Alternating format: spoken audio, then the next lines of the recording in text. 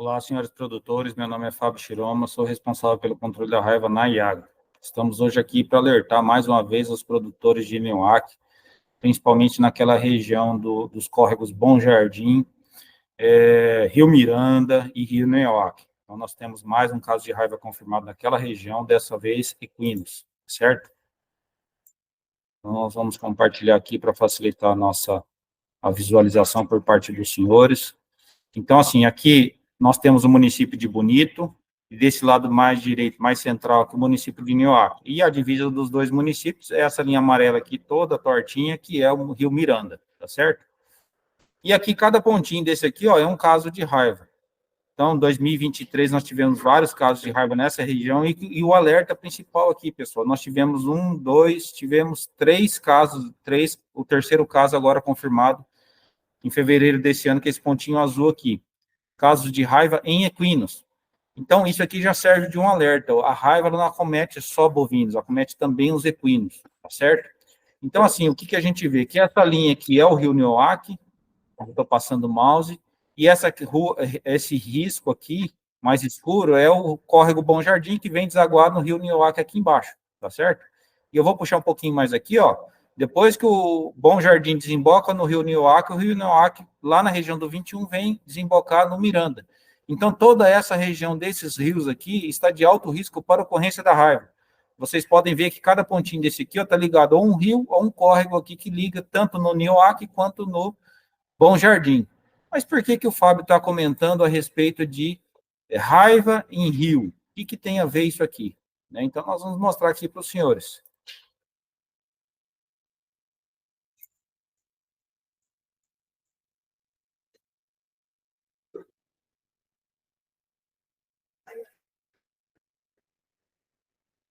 Bom, o principal transmissor da raiva para os animais são os morcegos hematófagos, popularmente conhecidos como morcegos vampiros, né?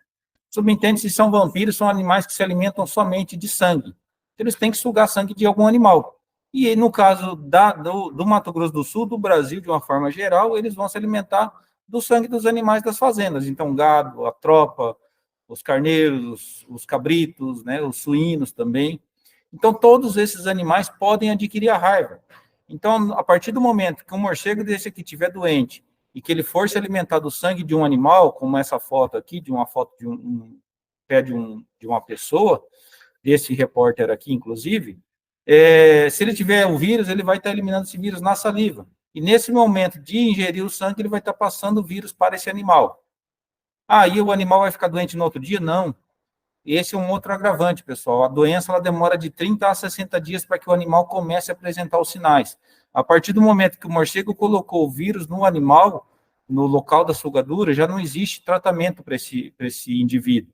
Então, o animal vai vir a óbito com a raiva. A raiva não tem cura. Certo? Aqui nós temos algumas fases da raiva. Então, esse aqui é um caso inicial de raiva, onde o animal começa com a coordenação da parte posterior. Essa vaca está mostrando aqui, tá certo? Evoluindo para um quadro onde o animal já não consegue mais se levantar, e na tentativa de fazê-lo, começa a se arrastar igual essa novilha aqui, ó. Evoluindo para um quadro final, onde o animal não consegue mais se levantar e fica deitado de lado, fica prancheado. Falamos da doença, falamos do transmissor, falamos da região. Como que o produtor pode fazer para evitar que a raiva chegue à sua propriedade? Vacinando o seu rebanho.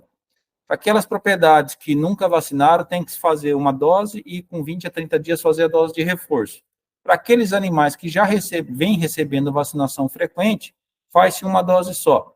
Então, vou dar exemplo. Então, tem uma vacada de cria, onde as vacas vêm sendo vacinadas com frequência e a bezerradinha nasceu depois da última vacina contra a raiva. Então, a vacada faz-se uma dose só. A bezerrada tem que fazer uma dose e com 20 a 30 dias fazer a dose de reforço. Tá certo? Quais espécies? Não só bovinos, a tropa, os carneiros, os cabritos, tá certo?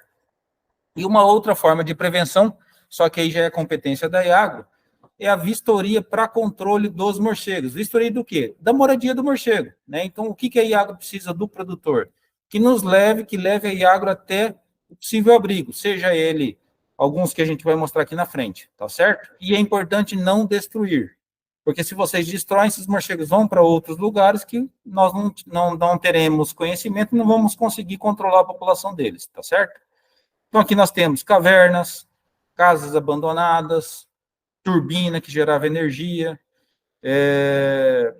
e turbina, pessoal, o morcego não fica lá em cima, geralmente os que nós temos cadastrados no estado, somente aqui embaixo que a gente consegue encontrar a população do vampiro, poço, casa abandonada, base de ponte.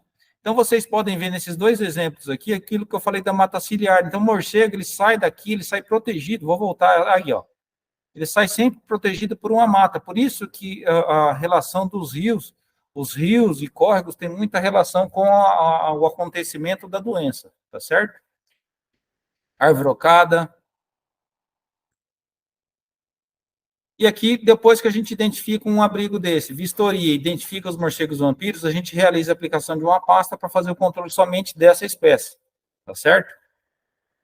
Como eu havia falado, qual que vai ser a característica das fezes? Esses morcegos se alimentam somente de sangue, então vai ser uma fezes com uma coloração vermelha, preta e consistência pastosa. Outros lembretes bem importantes, pessoal. Às vezes o produtor fica com receio de comunicar ao nosso escritório da Iagro. Não existe interdição, não existe multa para aquelas propriedades que tiverem animais doentes com raiva, com suspeita de raiva ou presença de possíveis abrigos, tá certo? Não existe nenhuma sanção, nenhuma multa, nem interdição da propriedade. Raiva é uma zoonose, ou seja, uma doença que pode ser transmitida dos animais para o homem. E o agravante, não tem cura. Portanto, se alguém manipulou, entrou em contato com a saliva de um animal doente, ou então foi agredido por um cão, por um gato, por um morcego, lavar com água e sabão e procurar o posto de saúde mais próximo de sua propriedade,